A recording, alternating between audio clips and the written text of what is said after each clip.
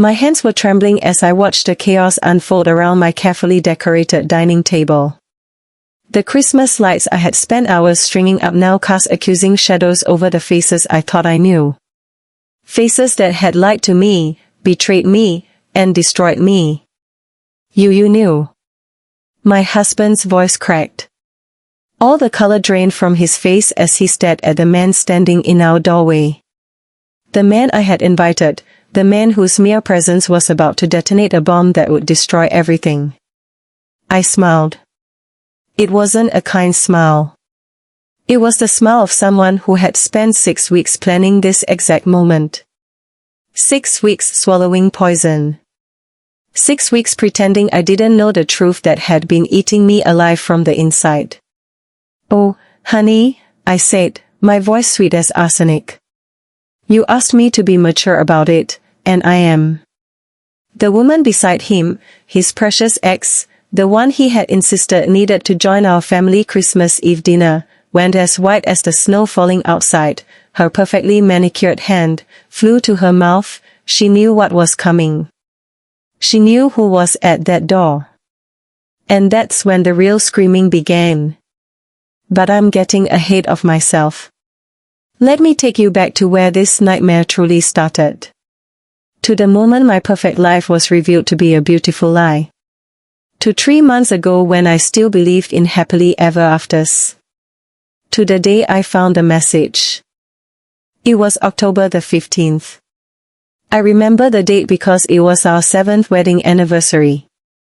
7 years of marriage to Marcus Whitfield, the man I had loved since college.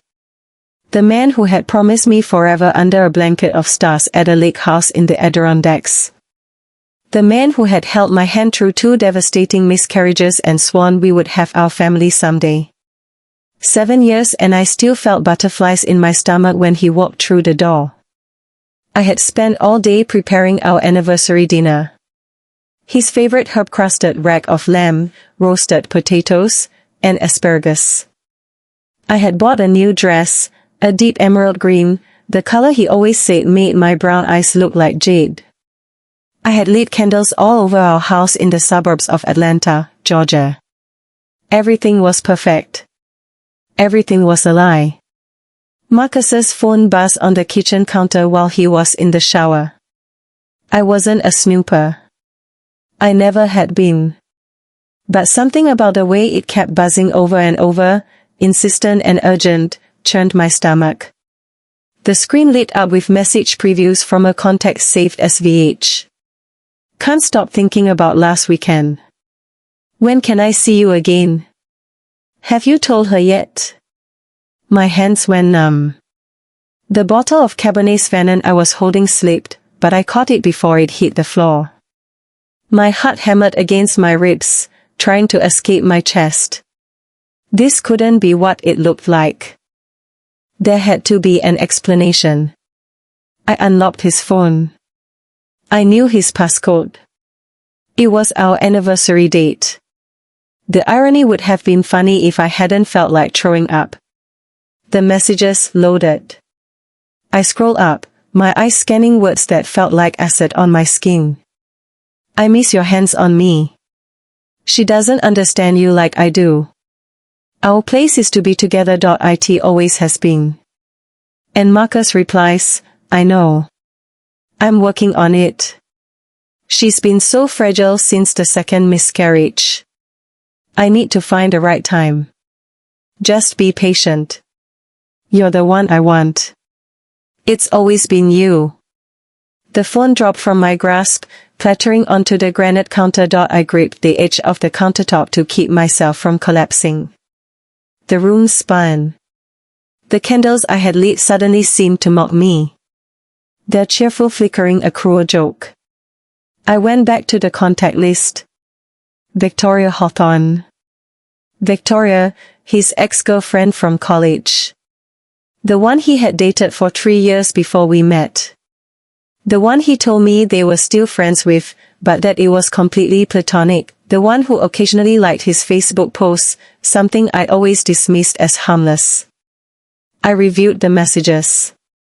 The conversation went back 6 months. 6 months of late-night texts. 6 months of I love you and I miss you.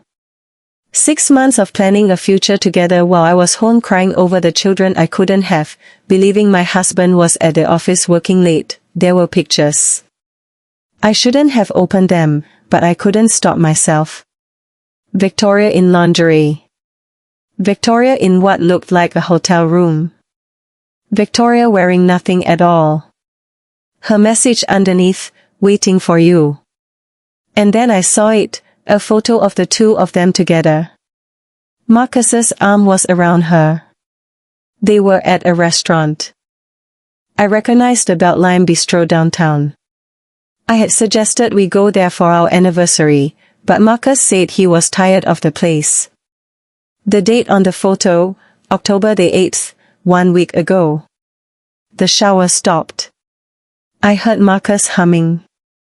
Humming as if he didn't have a care in the world, as if he wasn't currently tearing my heart to shreds. I placed his phone exactly where it had been. My hands were steady now. Something cold had settled within me, freezing the panic, the hurt, the rage, not eliminating it, but locking it in ice, preserving it for later. When Marcus walked into the kitchen, a towel around his waist and water droplets on his shoulders, he smiled at me, that same smile that had made me fall in love with him at 19. That same smile that was now a weapon. Something smells incredible, he said, kissing my cheek. His lips felt like ice on my skin. Happy anniversary, sweetheart. I smiled back. I don't know how I did it, but I smiled. Happy anniversary. We drank wine. He gave me a necklace, a simple gold chain with a pendant. I wondered if he had bought Victoria something more expensive. We made love that night, and I hated every second of it. I hated feeling his hands on me, hands that had touched her. I hated the words of love, he whispered, words that meant nothing. But I didn't let him see. I played the part of the devoted wife perfectly because I needed time to think, time to plan, time to decide what to do with the information burning a hole in my chest. I didn't confront him yet. No. Instead, I became someone I didn't recognize. I became a spy in my own marriage. For the next 2 weeks, I documented everything.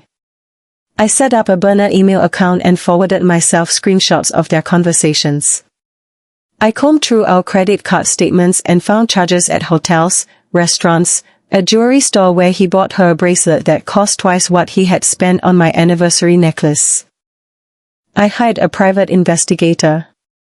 His name was Sam, an ex-police officer with kind eyes and a soft voice that couldn't quite hide the pity when I told him what I needed. He was expensive, but I had my own money.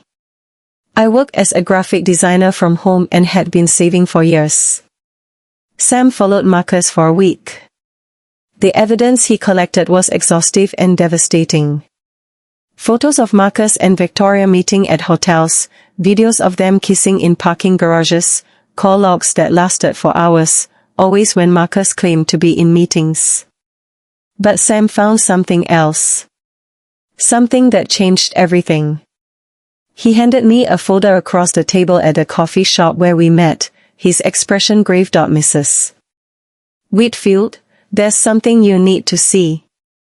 Inside the folder was a print out of a Facebook post, Victoria's post from 2 days ago.